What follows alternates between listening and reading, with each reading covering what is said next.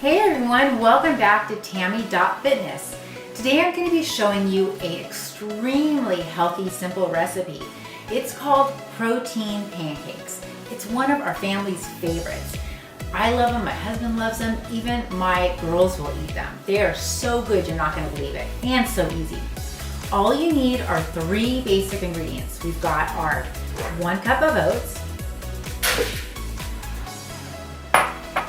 1 cup of egg whites, and your third ingredient will be 1 cup of cottage cheese. I use the 2%. It seems to just work the best for keeping it kind of thick. I like the pancakes a little thick.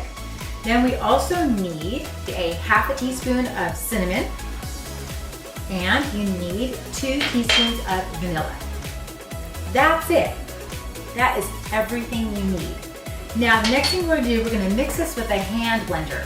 These are great if you don't have one. It works perfectly for this. So we are going to go ahead and mix this. It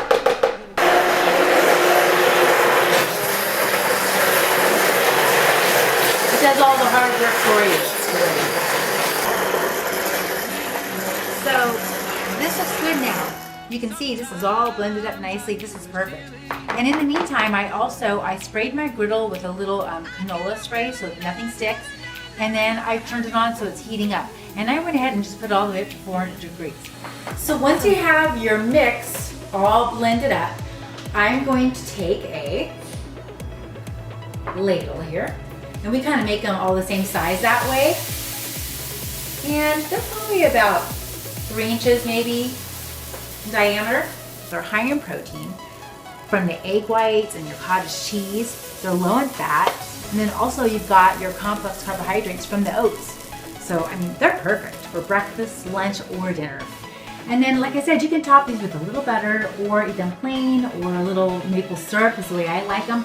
Also, we sometimes will add some fresh or frozen blueberries to the mix, and that gives them a little sweet taste too, which we all love. And here they are. Don't they look great? These are so delicious and so easy.